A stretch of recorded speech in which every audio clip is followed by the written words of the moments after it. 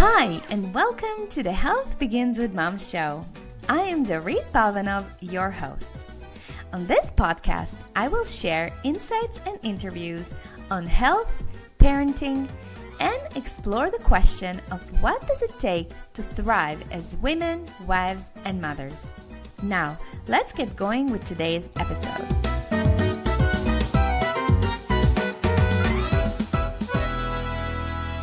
All right. Hi, everybody. Welcome to another show of the Health Begins with Mom podcast. This is Dorit Palvanov, your host. Today on the show, I have a special treat for you. And I'm excited about this because my guest was recommended to me by a listener of the show, which I absolutely love. Guys, I do this for you. So if there is someone out there you really, really admire and follow, please let me know about them. And if we are a good fit, I'd be happy to connect with them and bring them on the show as well. So just send me an email, dorit@healthbeginswithmom.com, and let me know. Okay, so I know you ladies, you are like me. You are holistic mamas who are always looking for ways to heal yourselves and your families holistically. And herbs and botanic herbs, it's really a huge topic, which, depending on your interest, I might do a separate show about, or maybe even a series of podcasts, because it is a very interesting and a very big topic. But today on the show, I thought we'd concentrate on using herbs to balance overwhelm and burnout. And I know you guys, like me, busy mothers of kids, of running around, working full-time or even part-time. But there's a lot of things happening in our lives, in this season of our lives. And burnout and overwhelm, it's really inevitable for a lot of us. And overwhelm is now technically considered a modern epidemic. But, I don't have to tell you this, like I said, as a busy mama, you know what I mean. Most of us feel the burden of burnout regularly, and we all know what it feels like to be running on empty and not giving ourselves any time to refuel and replenish. So today on the show, my guest is Jen Barlaw, who is an herbalist, and she owns and runs Barlaw Herbal Specialties. Jen, I hope I'm pronouncing it correctly. Please correct me if I'm wrong. She lives in Salt Lake City, where she enjoys hiking all over the mountains of Utah and teaching fitness classes. Jane loves everything natural, holistic, wellness, fitness, and nutrition oriented, and believes it is our right as human beings to be vibrantly healthy, and that if given the right tools, our body knows how to heal. Yes to that. She believes that each and every one of us are responsible for ourselves and the love, joy, spiritual, and physical health that we experience. And Jane also has 2 grown sons, so she's a mama, and she even has 2 grandchildren, so this is amazing. Hello, Jen. Welcome to the show. Hi, Dorit. Thank you for having me. I love how you found me through a listener. That's awesome. I know, it is awesome. Yeah. So I have to ask you this question before we dive deeper. From reading your bio, and as you saw, it's like a really short portion of it. But one of the portions was that you were growing up with a dad who was a medical botanist.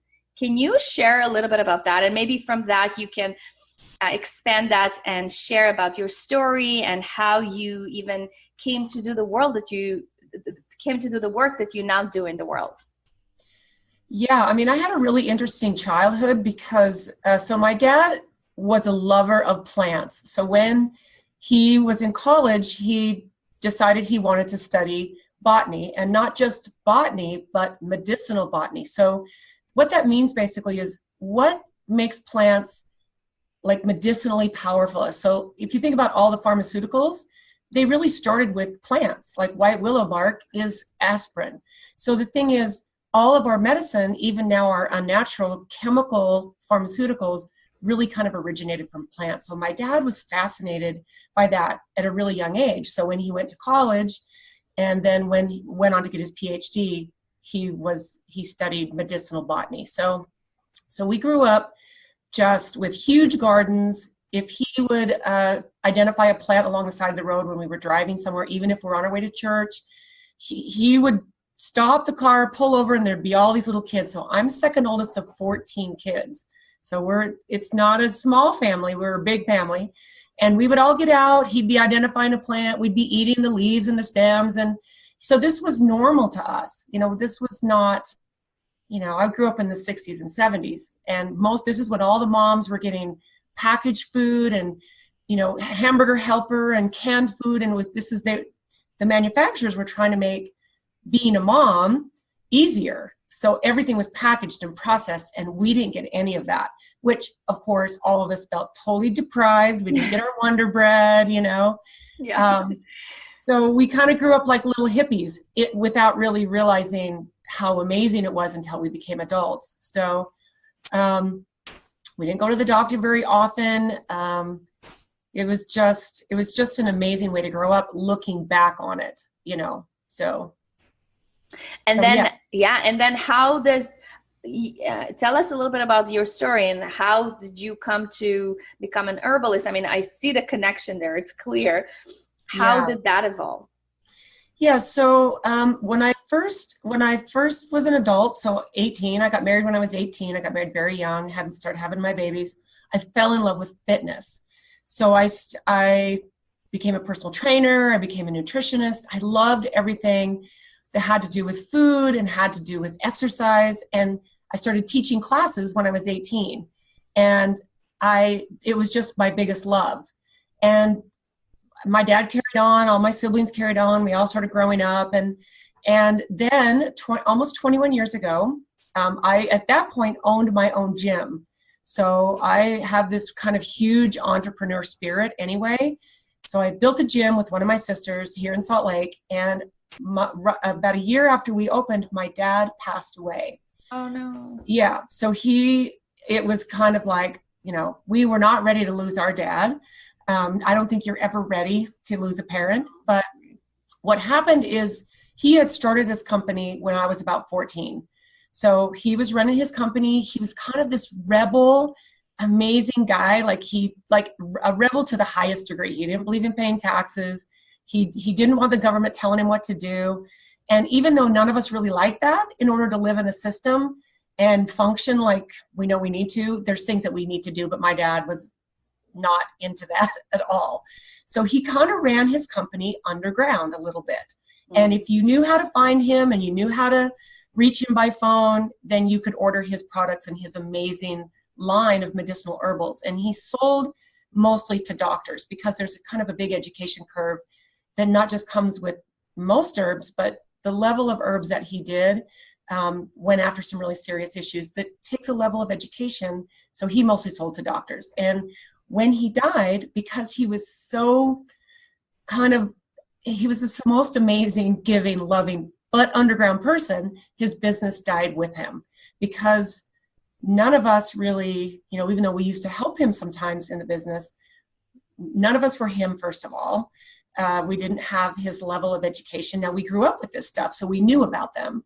But we also were like, nobody wanted to run the business like my dad did. It was like, we don't want to hide from the IRS. And it was just not the lifestyle that we all wanted. So about 4 years after he passed away, we started getting really kind of harassed by all of these doctors. Like, you guys, someone needs to do this because we need these in our practice. So it was kind of still not really happening. But one day I was driving to an appointment. I was at that point working for a big fitness company. I was in corporate America at that point.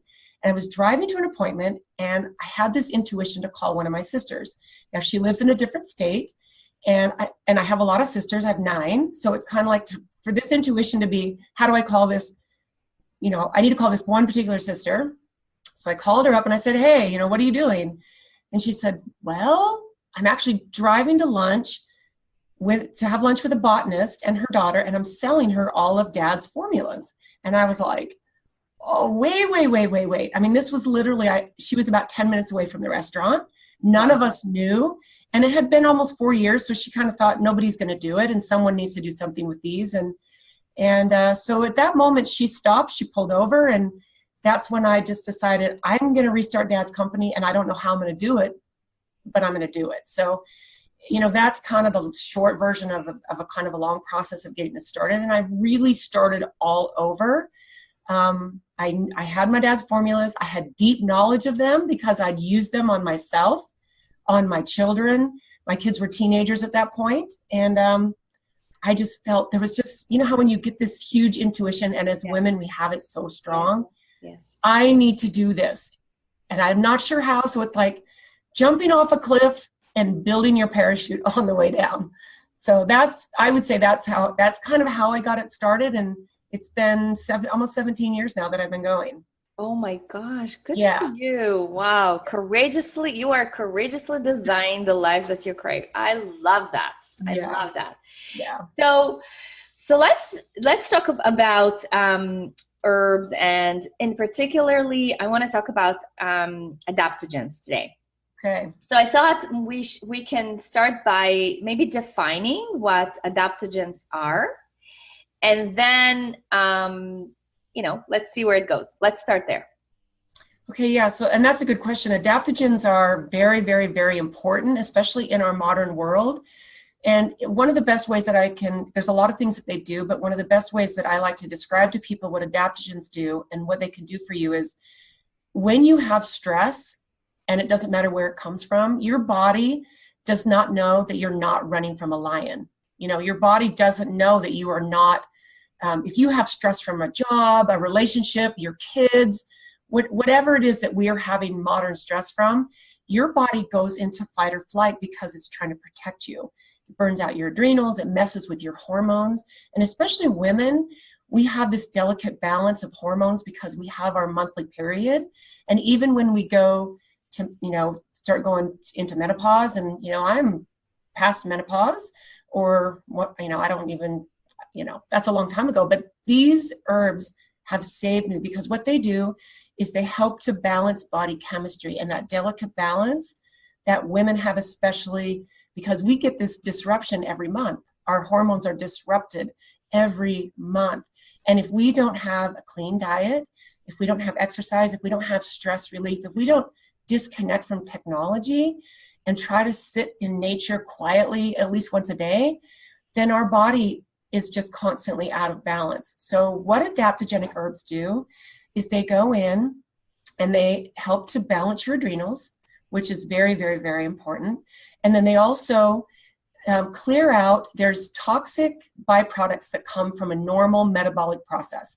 Just from being a human and walking and sitting and running and chasing after our kids and lifting and bending, we have this metabolic process, the way that our muscles work. And there's toxic byproducts that your body produces. And what adaptogenic herbs, one of the things that they do is they help your body eliminate those. So if you think about that, that helps to bring your body into homeostasis. If you can deal with stress, you can support your adrenals, and you can help your body eliminate those toxic byproducts. I mean, that's something that kind of gets stuck. And adaptogens have been used for centuries. This is not new, but it's new to Americans. People who live in civilized countries, we're only part of 20% of the world who doesn't use herbs and natural medicine first. 80% of the world, think about that. 80% of the population on this planet goes first to herbs and natural medicine before they go to a pharmaceutical. So we're in a minority. Yeah, I totally hear you. And as I'm listening to you talking, I'm thinking, this is such a beautiful synergy that we have right there. It's because we are from the earth, we are earthly creatures, we are not creatures, beings. And it's so amazing that, the earth provides food for us, but not only that, it also provides medicine. It's amazing. And that's what I want. I want, as a mother, I have 3 girls, I want that knowledge because I've intuitively, it's like you're saying, intuition in women is so strong. Intuitively, I choose not to medicate my kids. I know that, there are so many people in the industry who are really against that. that's my personal choice. Thank goodness there wasn't anything serious, but that's the first thing I do. Like I use essential oils or or even some herbs that I've used because I believe that, I believe that that's how the world is created. We should have that kind of medicine that is readily available for us, not in a chemical form, not in a pill form. So I'm just curious, why do you think that this knowledge was lost in the Western society? Oh my gosh, that question is so easy, Dory. This is why. Because there is not really much money in you taking care of yourself naturally. And, it's easy to say, oh, it's a big conspiracy. And, over the years, I've really learned I don't care what people think of me, like how I take care of my health. As I get older, people are starting to kind of go, oh, there might be something to the way Jane takes care of herself, because there's a lot of judgment, like you said, when you treat yourself and your family naturally, and that's your first go-to now. And I'm not against the medical industry, because I think in the right situations, it is necessary, right? Yeah, I even believe an antibiotic can save your life in the right situation. And I don't do antibiotics because I don't need to, but if I needed it, I would do it. But I also just think that if you can get yourself well using herbs and using food, food should be your first medicine, and controlling your stress and all those things, then the medical industry is really, it's about money. And to me, I've just learned to say, I don't care what anybody thinks about me. I didn't vaccinate my kids. My grandkids have not been vaccinated. And that's a huge topic that yes, we don't need to go there. But this is where education comes in. You can't just go, I'm going to judge you because you don't vaccinate. And I don't want to judge you because you do vaccinate. Every mother wants to do what's best for their children. And fortunately, I was raised with a holistic doctor dad who provided not only lots of information, but resources for education. And because of what I do now, I'm surrounded by people. The guy who was a documentary filmmaker who did Vaccines Revealed is one of my hiking buddies. I've been hiking with him for 15 years. So I have access to these people that has back-end access to even more people. And I just feel like this is where it comes in. You have to educate yourself, empower yourself, and then you have to be okay if people disagree with the way you take care of yourself. Yeah, you just have to be okay with it. And I think one of the ways to feel okay with it is to surround yourself, like you said, with like-minded people, because otherwise it's really hard. It's such an energetically it's difficult to do, because then you feel like a unicorn. Like you feel like I'm so weird. And it's good to be a unicorn though, right? In today's modern world, let's be unicorns. Let's be unicorns. Yeah, I agree. Yeah. So let's talk a little bit about, before we jump into that, I wanted to ask you something, because I saw a really interesting documentary talking about plants and botany and all that. And even they went as far as showing how the particular plants that are growing in your backyard, specifically to your house or your neighborhood, are specifically the ones that you need for your well-being. Can you elaborate a little bit about that? Yeah, that's a really good question, and a lot of people probably don't know this, but look at it like this. Like you think about people tell you how good honey is for you, and all the stuff that comes with honey. Well, the best honey for you is local honey. And because then you get the bees will collect all of the pollen and everything that will make the honey, and that helps with local allergies. So where you live. So the same thing goes with plants, herbs, and different plants. I'm a little bit of a forager.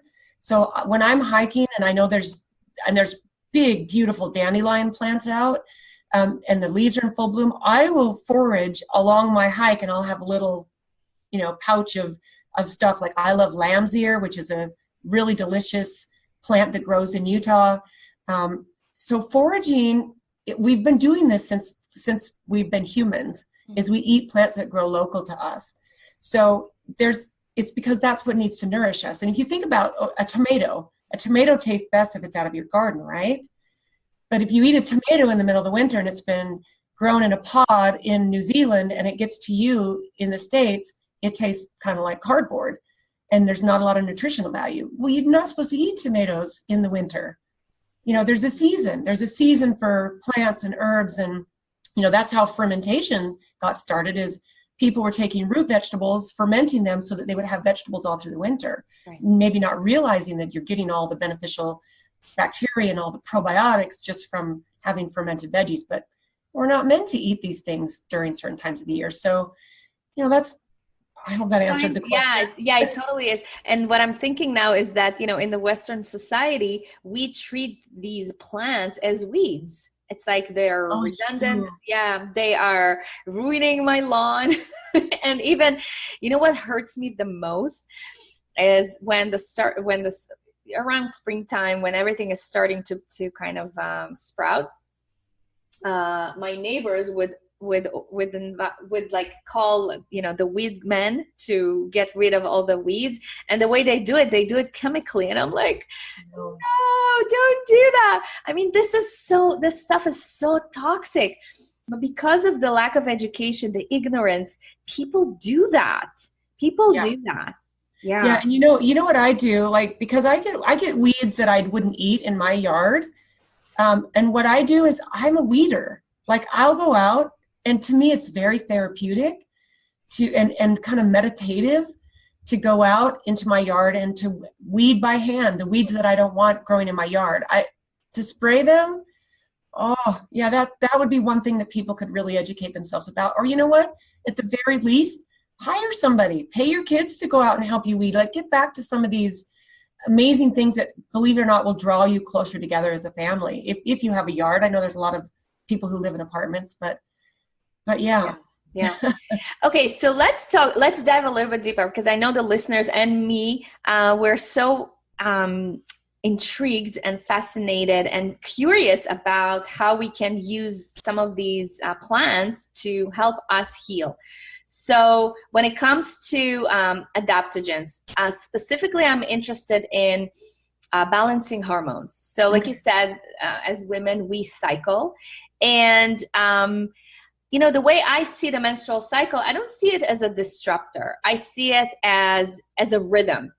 So as women, we have this rhythm that was kind of like decided for us. We don't really have to do anything for it to happen.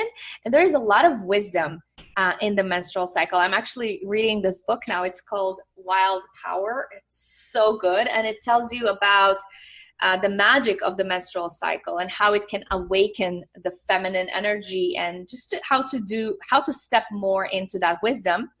And so when our hormones are a little bit off, especially I find with women who are after giving birth, there's so much happening in the body, so much nutritional depletion happening. And then if that is not being taken care of, we tend to kind of, it's a downward slope, right? That I personally think, this is my own personal opinion, that is the reason why so many women find themselves having really serious diseases around their 50s, when they're close to menopause or in menopause. So let's talk about that. Let's talk about what are the things that we can do for ourselves to support ourselves during that window of time when we get into that depletion, and then, you know, how to bring ourselves back into balance. Okay. So the very first thing is that, because this can be a very big topic, but I'm just going to narrow it down. So the number one thing people need to look at is what you're eating. Because I don't care what you're dealing with, and especially as a woman who's having your monthly cycles, you're raising kids, you've just given birth, whatever it is that you're doing, if your nutrition is bad and you're trying to cover it up with supplements or herbs, you'll get some benefit, but your nutrition needs to be clean. Because even if you do nothing else, you're going to have amazing benefits just cleaning up your diet. And I like to use what I call the 80-20 rule. Because it's not about depriving yourself. It's not about, oh, if I eat clean, then I don't get to enjoy being a human. and Right. eating the things that I love and that taste good. Because I eat cake, I drink wine. I don't do it every single day. But the thing is, when you do the 80-20 rule, for 80% of the time, you're going to eat really clean. You're going to not drink alcohol every day. Don't eat sugar, refined sugar every day. Don't eat fast food. Don't eat junk food. Eat vegetables. Eat fruits and nuts and berries and seeds. And every once in a while, have a big old plate of pasta that's going to just make your whole body happy. You know what I mean? Because to me, that's what I do. Now, if you got this stuff dialed in, which is going to be, that's the very first thing to do, because I think overwhelm, when it's like, okay, eat clean. Well, then what do people do? Do they do paleo? They do vegetarian, they do vegan, they do keto. I mean, there's so much out there that can be confusing to people. And then we've got celiac and gluten intolerance and, lactose intolerance. To me, nutrition is so complicated. And that goes back to things like our food supply and GMOs and all of that. But let's get to the herbs, because this, I kind of can go off on a tangent. Some of my favorite herbs that are adaptogenic, and I would say almost every woman could benefit from taking maca. It's Maca, Yeah. and that is super easy. It's you in powder form, right? You can get it in powder form. It's a root, maca root. And I have for years taken it in capsules, and also I'll get by the pound powdered maca root, and I'll blend it into a smoothie. I'll bake it into protein pancakes. I add some of these things to food, and super easy. But I always have capsules around, so when I travel, or if it's easy, if I can't eat it every day. But this is something I take every day. And that, to me, has been one of the things that has kept me just steady. I mean, I'm 57, so I'm way past whatever, and into the later part of, second half of my life, if I'm going to live to 114. So maca root it's very well known. It's very easy to get. Make sure you go get organic or wild crafted. And some people are so hyper about organic that they don't realize that wild crafted can sometimes be better than organic. And we can talk about that later. So ashwagandha is a very powerful adaptogenic herb, also very easy to get. I cycle that around. I'll do that. I have like several things I cycle. So ashwagandha, sorry, can you talk a little bit about the form? Like, is it a powder form? Like, how is it liquid form? How is that? You can get both. You can get. But what's better? Because I know, for me, for example, I noticed that when I take supplements in liquid form, they get absorbed better by the body. Yeah, well, and this is where some education comes in, because sometimes it's good when something goes through the digestive process as compared right to the bloodstream like a liquid. Liquids do absorb better, and most plants and herbs are very, very good for you in liquid form. And I do prefer liquid. The main line of my dad's products were liquid tinctures. So there's a reason. They go right to the bloodstream. A lot of times they can cross the blood-brain barrier. So that's a beauty of getting a liquid.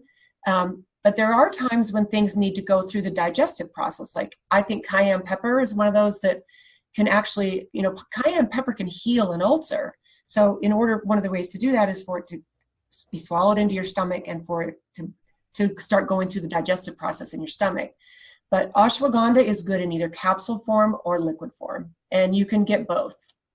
So that's another thing that you can just add to your smoothie, or some of these, like maca, actually has a nice I think it has a nice taste to it. Ashwagandha can be a little bit different. Some people might not like the taste. Sometimes it just takes getting used to it. Sometimes when you eat something new that's good for you, you might not like the taste, and sometimes you have to acquire it. Like, think about every person I've ever known has had to acquire a taste for wine. Because really, when you first have your first sip of alcohol, it doesn't taste good. So you have to and I'm not saying everybody should acquire a taste for alcohol. I'm just saying with herbs, sometimes you have to acquire a taste. And with ashwagandha, I prefer that in capsule form or liquid tincture that I add to some water, and then I just drink it. Interesting. And then anything else? Because I have lots of questions. I know that mushrooms are also... Reishi mushrooms are very good. there's a root called suma root that grows in Brazil. That is, and if you notice, a lot of these adaptogenic herbs come from the ground. They're and mushrooms. So reishi mushrooms are very, very good. Rhodiola is a really good adaptogenic herb. I read somewhere that rhodiola is really good for sleep. Yeah, rhodiola. Well, and a lot of times it's because these herbs balance body chemistry. You think about, you know, and that includes that your chemistry is your hormones. Your hormones are make up a huge part of your chemistry. I mean, your thyroid has hormones, your pancreas has hormones, your ovaries have hormones. I mean, we are made up of so many different hormones that that's the beauty of adaptogenic herbs. So those are probably my favorites. Ashwagandha, rhodiola. Yeah, I know about, I mean, like I remember in nutrition school, they exposed us to so many, and honestly, I know that what's happening in the head of the listeners. It's like, okay, there's so many. I know there is Shizandra, and there's also holy basil, and there's so many shatavari. I know, but my question is. How do I create a protocol for myself? How do I make this? Because a very big value that I have in my health practice is I want these, you know, I want health to be sustainable. I want women to feel like the health protocol that we are coming up with, it's something that they can easily intertwine into their busy life. So that it doesn't feel like it's hard. So for example, let me give you an example. I know some adaptogens or some hormonal balancing herbs, they're really good to take like during the day or a few times in a day. It doesn't happen for me, because for me, this means that I have to remember to take something 3 times a day. So for me, what I'm looking for is, for example, what I do in my health coaching practice, I teach my clients to start their day with water. And then I teach them and myself to just put as many, you know, hormonal boosting supplements first thing into their water. Does it make sense? Because I'm looking for something that will feel like it's easy and it's doable for them, so that they don't feel like, oh, I'm not good enough, I'm not doing enough, I'm not this, I'm not that. So in terms of creating like a protocol for myself, what is absolutely must, and how I even decide which adaptogen is necessary for me, which adaptogen I can skip, like what should happen there? Okay, that's a really good question, and it's something I get all the time. So this is the thing. If you were to actually look at all of the herbs that are adaptogenic herbs, you might find 100. You know what I mean? You could go out and research and find, or more. But here's the thing. You don't need to take 100 different herbs. And so what I would do is this. I would maybe even start with the ones that we just talked about. And if I was a person who was just learning about these, and I knew as a woman that I needed to take a really good adaptogenic herb, I would take those that we just listed, and I would look them up online. I would find some really good resources that I trusted, and I would look them up, and then I would say, that one resonates with me, and that one resonates with me. And I would do ashwagandha and maca, whatever they are. And I would leave the rest out, because I think what happens is, in fact, this is a really good example. About a month ago, one of my sisters lives in LA, and she's a principal at a big high school. She has one of her teachers had been diagnosed with a stage 1 cancer, and she'd been doing all of these things, and she wanted to avoid all of the traditional therapies. So she was, for the 9 months before I talked to her, she'd been doing all of these natural herbal remedies, and she was not her markers were changing too slowly for everything she was doing. So my sister said, hey, this is my friend. Will you just talk to her and guide her? So I got on the phone with her. She was taking 65 supplements. Oh, wow. And they were all good. But here's the deal. There are 500 plants that I could probably sit and list if I had time, and I could sit and write them all down, that help with cancer, that have anti-cancer properties. Right. But you don't need to take 500 plants. So this is what would happen with her. She would hear, oh, Cat's claw is good because it has anti-cancer properties. This plant is good. It has answer, and this protocol is good. She was doing Budwig. She was doing all of these. She was doing so many protocols that like every 10 or 15 minutes, from the moment she got up to the moment she went to bed, she was doing a protocol, something. It completely overtook her life. And the thing is, it's really easy because there's so much out there. So what I would just say, put your food first, study, find out 5 adaptogenic herbs. Take the list of ones that we just mentioned, take 5 of them, and look up rhodiola. Look at the benefits of rhodiola. Print off some stuff, set it aside. Look up ashwagandha. Look up Siberian ginseng. Look up holy basil. Look up 5 things and say, you know what? Wow, I need to add rhodiola because that's resonating with me. And then if you get it in liquid form, follow the dose that's on the bottle. Do the dose that's on the bottle. And to me, that's what we should do with everything. It shouldn't be, oh, I've got diagnosed with cancer, and all your friends who do holistic nutrition or do take care of themselves holistically are going to come at you with their protocols and their herbs and their suggestions. Like think about this. When somebody gets a cold, like you see on Facebook, someone says, oh my gosh, I got the flu. What's your favorite natural remedy? 150 comments later, everybody has something different. And I'm not saying that's a bad thing. I'm just saying there's so much out there that you almost do yourself a disservice when you say, okay, there's these 50 things I learned about that'll go after this one issue. What's the best thing? And there's not just one answer. Like, I think that's probably not a good answer. Maybe that's what you weren't looking for, but no, I love this.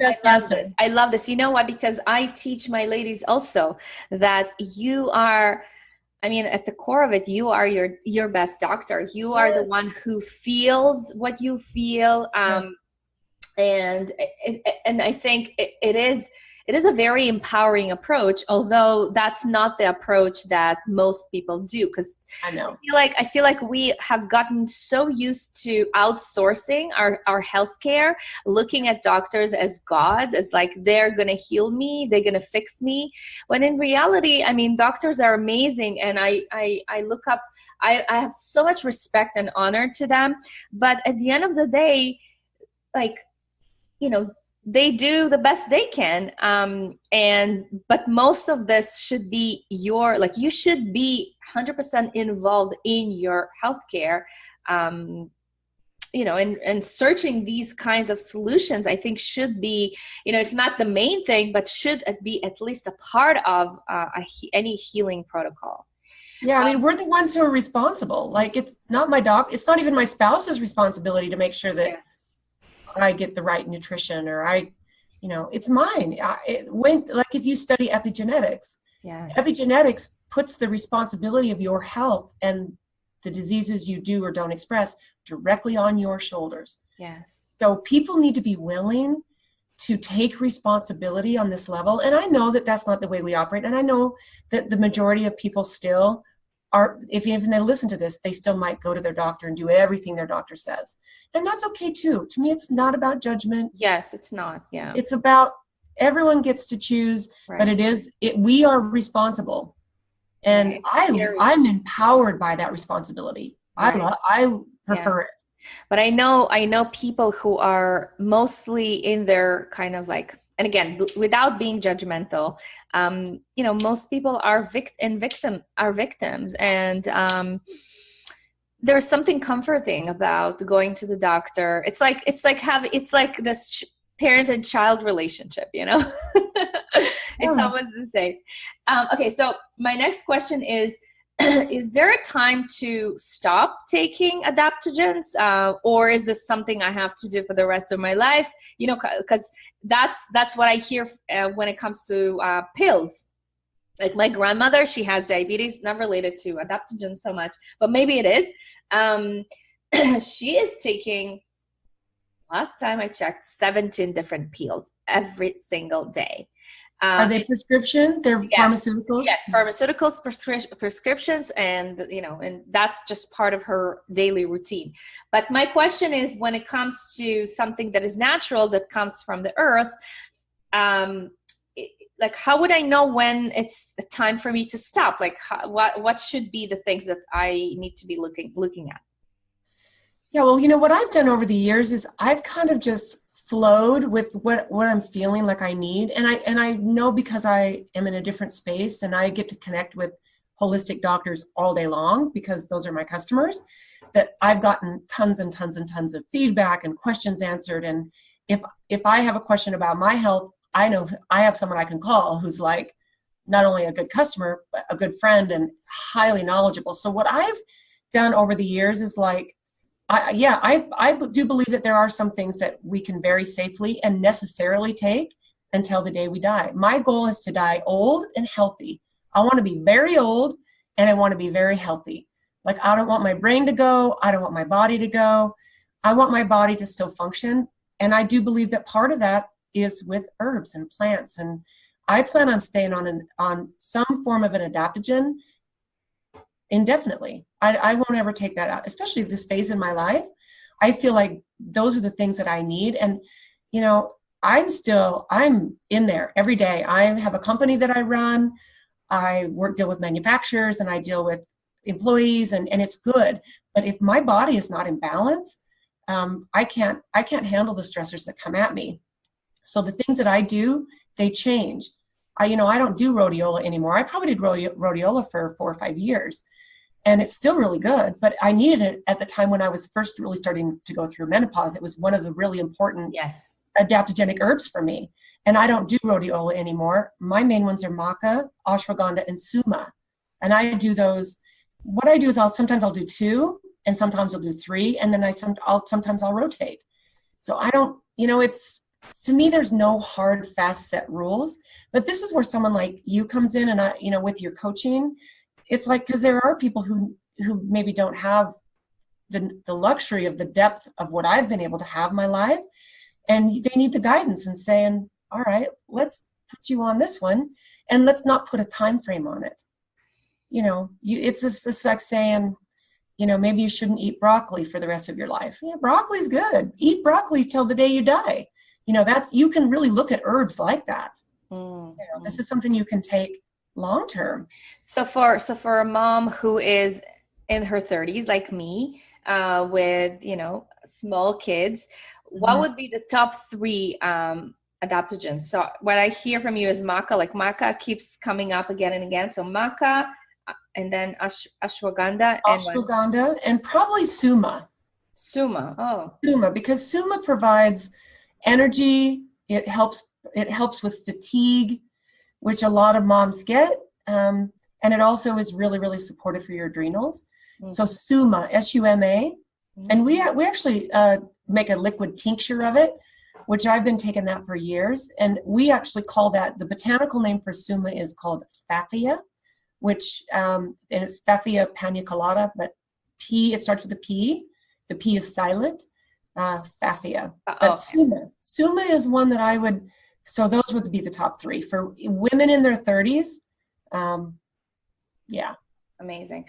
And so my next kind of like immediate question, is this safe for kids? Can I give this to my kids? Or, I don't think it's necessary for kids for the same reasons. Or maybe you can talk about some herbs that we can give to our kids.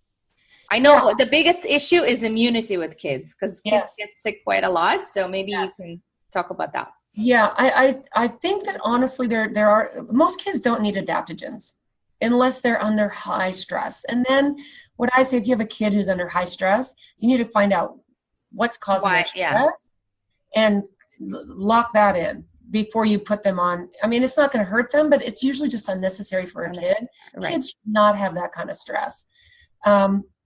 Look at their nutrition. And then if you've had, most parents, their kids, especially if you live in America, your kids have been on antibiotics, on a regular, kind of ear infections and whatever it is that they pick up. And we now know that, antibiotics don't work on viral infections. Yes. So that's caused a real issue with children's immune systems, as and the gut. You not only wipe out the bad stuff, if it's capable of doing that, but now you wipe up and you compromise all the beneficial bacteria. And I mean, these are things that now moms know. Yes. This is not new anymore. So this was one of the biggest gifts that I got from my dad. There's a plant, it's a Native American plant. It's also a root. It's called Lomatium. It's spelled Lomatium. And it's not a very well-known plant. In fact, most people, and even a lot of herbalists that I've met and that I've collaborated with over the years, have never heard of Lomatium, because it only grows in one part of the world, which is the Pacific Northwest of the United States. And it's never been successfully cultivated. But my dad studied this plant for 30 years. And it was, if I were to say what his favorite plant was, it would be this plant. And here's why. It's what's known as a broad spectrum antimicrobial. So it's antiviral, it's antifungal, it's anti-yeast, so it's very powerful against candida, and it's got some antibacterial properties, but it doesn't appear to destroy any beneficial bacteria. So this is where Mother Nature is very, very smart. It can go in and it can, if they're like SIBO, it's very effective against SIBO. But my favorite thing is its antiviral properties, and it's not for the immune system, but it's very, very, very good for kids because it can go after a viral infection and without destroying their immune system, but it gives their immune system a chance to get strong if they've been on rounds of antibiotics or their immune system is lowered for whatever reason. So I started using this when I was 14. And I raised both my boys on it and now my grandkids on it. So I've used it on my kids when they were like 3 weeks old. If there was, so it's how is it? I'm so fascinated. I'm definitely ordering this one from you. This one is power. So how do you, in powder? No, it's power. Oh, power. Yes. Power. Yes. So how do I consume it? Is it bitter? Is it, because I know that these are the questions that people have. How do I get it in them? Okay, so it's a liquid. We put it into a liquid tincture. It's very, very, all of the this was one of my dad's original formulas, a liquid tincture. And we actually go out every fall. We're actually right now in the middle of wild crafting because this has never been cultivated. So we wild craft this every fall. 2 of my brothers and one of my sons, they go out, and we've been out now for about a month, and we've got another month left. And we hopefully collect enough to get us to the next year, right? So basically, we put into a liquid tincture, so you can control the dose really easy. If you're going to give it to a 2-month-old baby, it's very, very easy. You can say you have a 2-month-old baby that gets sick, gets a cold from somebody. You get a teaspoon of water, put 2 or 3 drops of this liquid tincture into the water, get an empty dropper, squeeze up the dropper, and put it in the side of their cheek and, hold the baby and just let it go in. Because it is a very, very bitter herb. And there's lots of oils and resins. And after we harvest it, we chop this root up and we lay it on drying racks so that it can oxidize for anywhere from 30 to 60 days and let all of those resins oxidize. And then we bag it, we store it, and we use it throughout the year. But that's part of what makes this plant work. And we also do put it into a capsule form too. So it's good for other things too. But I don't know if you've read anything about this. Is this the first time hearing about this? It's the first time I hear about Lomatium. Lomatium. Okay, so I'm just going to very quickly, because this to me is the most important thing for people to know about Lomatium. There's in about 10% of the people who take it for the first time, and we're mostly talking about adults. It's very, very rare for kids. But when some people take this plant for the first time, they can get a full body one-time detox rash, like head to toe, looks like measles in the beginning. And this is what I've come to believe is happening because my resources of people who deal with this rash is so huge, and I've been dealing with it for so long now on my own since my dad passed away, that I believe there's some type of viral or fungal load, something that's stuck in the tissues that doesn't have the ability to eradicate.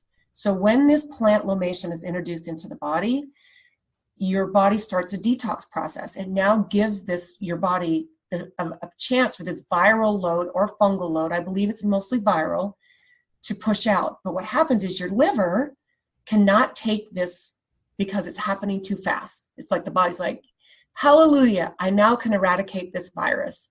But the liver can't accommodate for some people, especially if your liver's a little bit compromised. So your skin, as your largest organ, is just helping out. And this rash pushes out. It happens one time. It's uncomfortable, itchy, swelling, fever for some people. It's a horrific rash. But it's a healing crisis. It's actually a super good thing. And it is really super rare in kids. A friend of mine about a year ago, her 6-year-old had chronic UTIs for a year. She was on antibiotics every month for a year. This poor little 6-year-old, so much pain from these UTIs.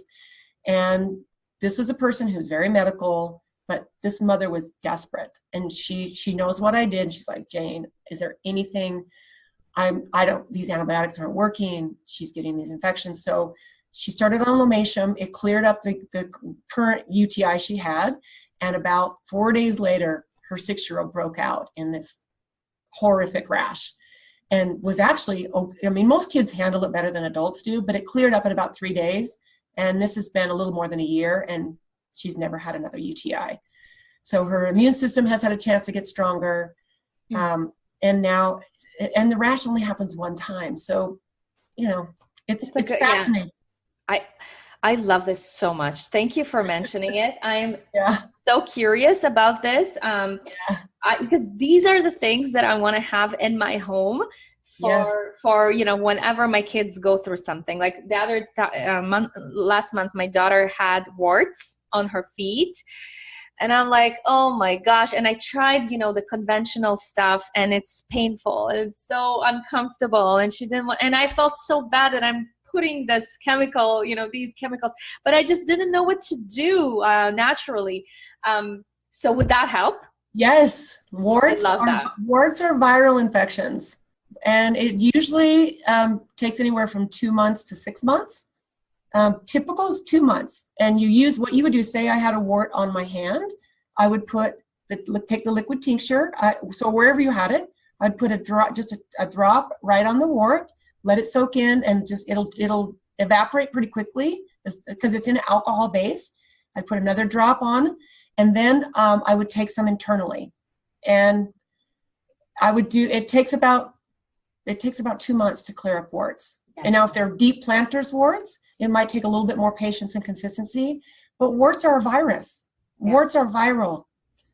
Yeah, I love that. To me, that's simple. Warts are simple. Yeah, I mean, that's easy. That's easy. So do you take the Lomatium? I think I'm going to take it. Yes. The Lomatium, is it something you take before you get sick, like to prevent, or is it something you take when you're already deep in the sickness? Yeah, it's a good question. Now you can take it when you're deep in a sickness. I would personally never wait that long. Your body doesn't appear to build an immunity to Lomatium. So there are herbs like echinacea. Your body will build an immunity to echinacea. So you should rotate it.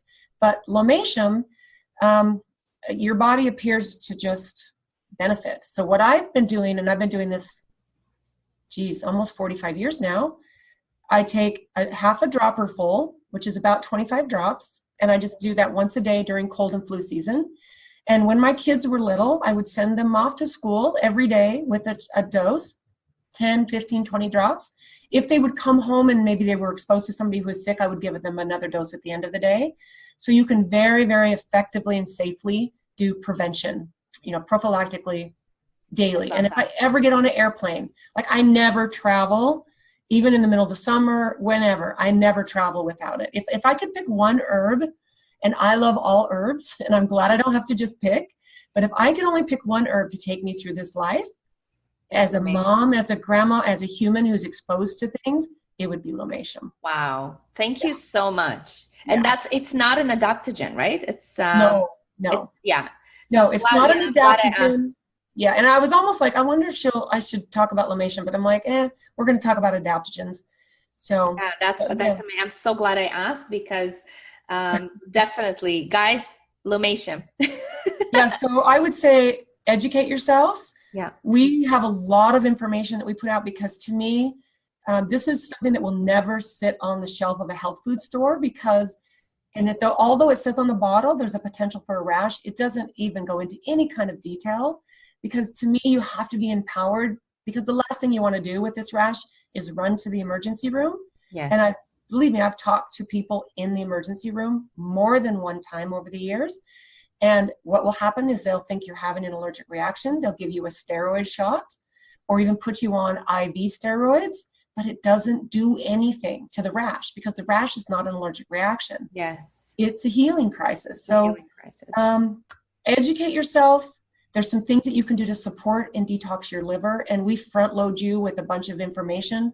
I have a YouTube channel that just is information only, and I talk a lot. I talk about dosing for kids, because there's so many questions that people have when they first start learning. Yeah, rightly so. Yeah, and I definitely will have all the links below in the show notes, guys. So please check this out.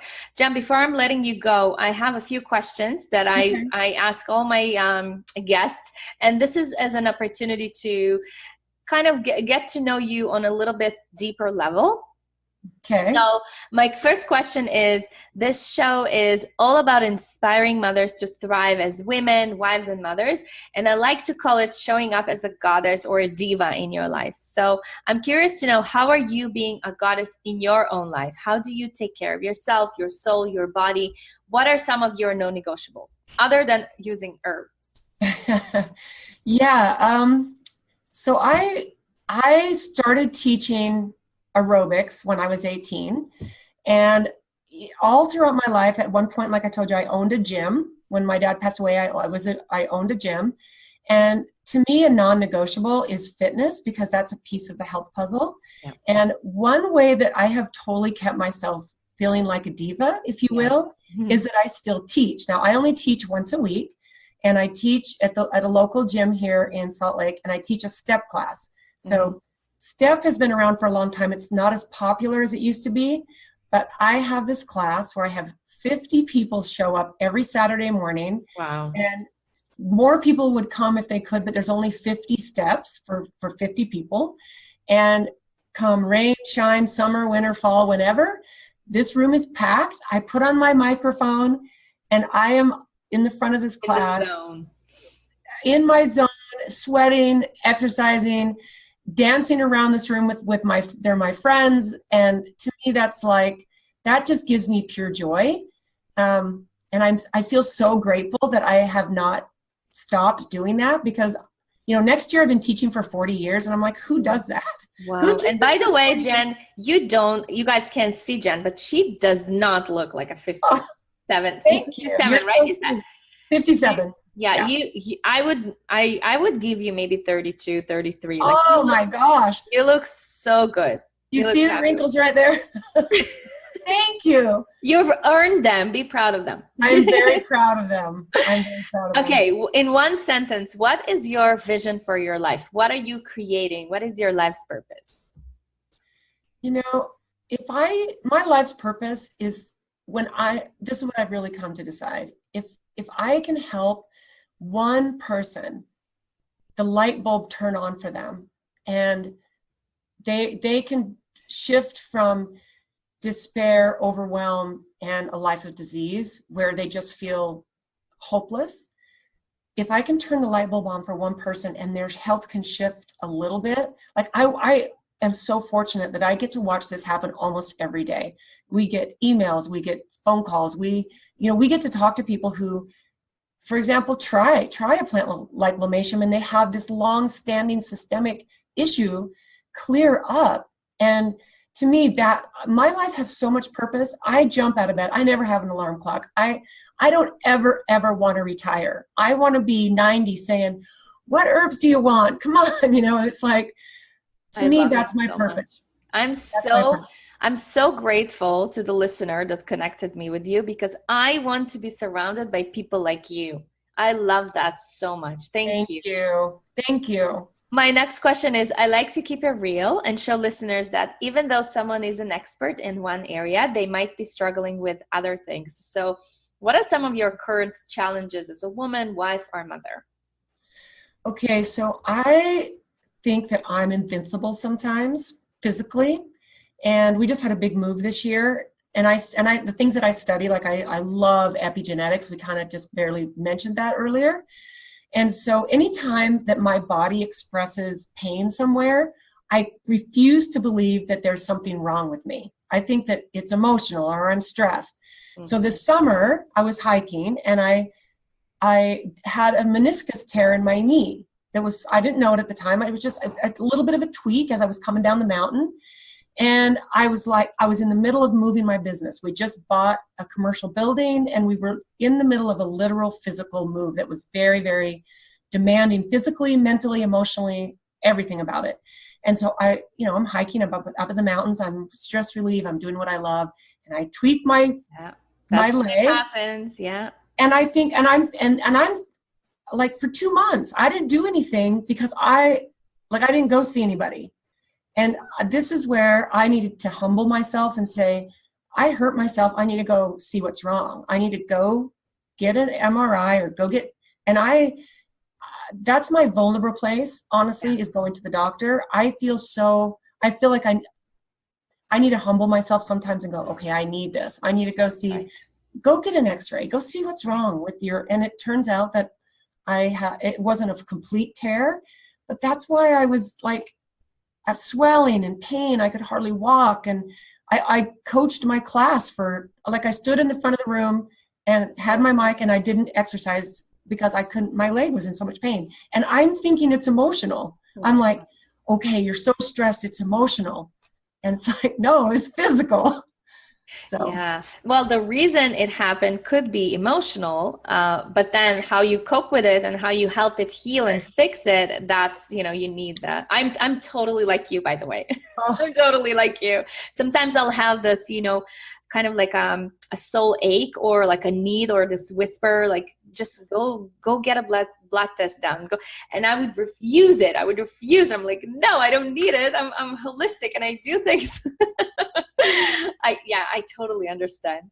Thank you. To my own detriment, right? Yes. My own detriment. But I love how you said that, that it's a good idea to humble yourself. Yeah. Love that. I love that. It's a total kind of like shift, because as people who are holistically inclined, I feel like a lot of us are already thinking about ourselves as being humble to begin with. Yeah. But this is could be also an egoic behavior to kind of resist helping yourself. Yeah, because there's ego involved. Yes. You think, you have the ego with people, you think, oh, those people that are medical, their egos are so big. Well, I think the same thing can happen with people who are holistic, natural healers, and we get this ego like we're invincible. And yes, I know. No. I love that. We're human, and that is part of the experience. Thank you so much for saying that. This is definitely something I needed to hear. Okay, my last question is, not every woman is a mother, but every woman is a daughter. So my question is, how do you think that your relationship with your mom helps to shape who you are today? I know we talked a lot about your dad, but I'm curious to hear what you'll say about your mom. Yeah, my mom was an amazing human. So she had 11 natural kids and 3 adopted. So even though there are 14 of us, 3 were adopted as very little kids. And my mom sacrificed herself at the expense of us. And my mom passed away 4 years ago. So to the end, she was lovely and amazing. But we were her caregivers, all of us. She had MS for 46 years. And it was overwhelming for her to deal with the physical part of it. So we all rallied around her, and we all became the mother for her especially the last 20 years of her life. But she was the most, till the day she passed away, she was so positive, and I don't know. Sounds like she was a very, I can see it in your face. Yeah. It sounds like she was a very compassionate woman, because 11 of your own and then 3 adopted. Oh my gosh, I can't even imagine. I have 3 of my own. I know. Well, you know what though, I think, Dory, it's like there was too much self-sacrifice for her. There was not enough self-care. There was, and she always, what was her crowning glory was her children, which rightly so, but it was at the detriment of herself. And me and my siblings, we talk about that. And we talked about that even when she was still alive, that to the moment she died, there was never, I'm taking care of me. Yes. I'm going to take care of myself. Yeah. That she didn't feel like she was worthy. She didn't feel, she felt like her purpose was her kids, even though she was in a position of being cared for the last part of her life. So I think a message for any woman, you can't be present for your kids, your husband, your partner, whoever you're with, and whoever you're taking care of, unless you have that self-care piece in. And we're so hard on ourselves, right? Yes. Oh, thank you so much for saying that. Thank you, Jan. Jan, thank you so much for being here, for doing what you are doing. I think this is so incredible. I'm so, like I said, I'm so thankful and honored to be connected with you. I definitely need people like you under my belt. We need each other, huh? Yes, we need each other, definitely. So before I let you go, can you tell everybody where they can connect with you? I also know that you are providing a coupon code, right? 10% off anything on their first order. So the coupon code is LOVE10, love 10. So give us the links, the social media, your YouTube channel. Now is the time for that. Yeah. Okay. So I would say the most important thing for people to start educating yourself is go to my YouTube channel. It's all information on there. It's just Barlow Herbal. So that's the name of my company, is Barlow Herbal. BARLOW. Right. And then HERBAL. And then the website is the same, barlowherbal.com. And what we'll do is if you send an email, we can attach our catalog on a PDF. And whenever you place your first order, we always send you a hard copy. And it's not just a catalog, it's information. And there's a ton of information about the LeMay Ssin rash, because to me, this is where you need to empower yourself. So Barlow Herbal YouTube, that's going to be a really good resource. barlowherbal.com. I'm on Facebook and Instagram, but that's just fun. That's just fun stuff. That's personal stuff. What about ordering internationally? Because I work with people all around the world.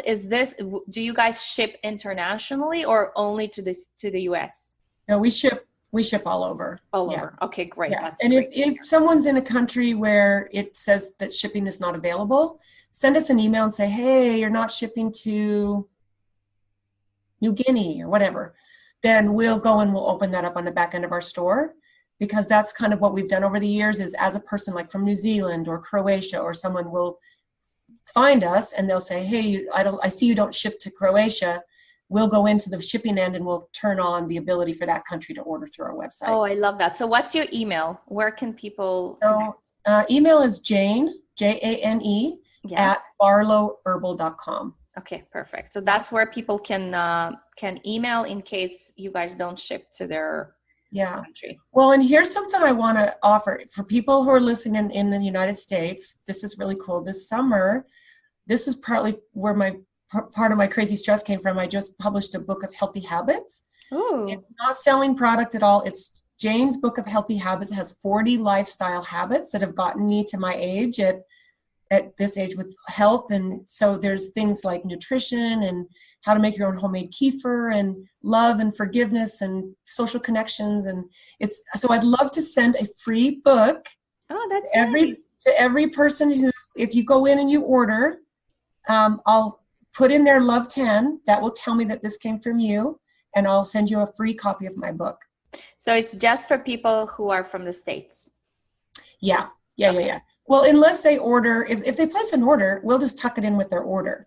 Okay, because I will order and I am in Canada. So I would love to get the book. I'm going to send you a copy of my book anyway. Okay. Thank you for having me on your podcast. Thank you so much, Jen. It's been a pleasure. Thank you so much for your time. Thank you. Thank you for listening to the Health Begins with Mom show. I love hearing from you, so please post your comments and questions over at healthbeginswithmom.com/podcast. If you love the show, please share it on social media and in your real life with other moms who might enjoy this content. And if you have a burning question or topic you'd like me to hit on the show, just drop me a line at dorit@healthbeginswithmom.com.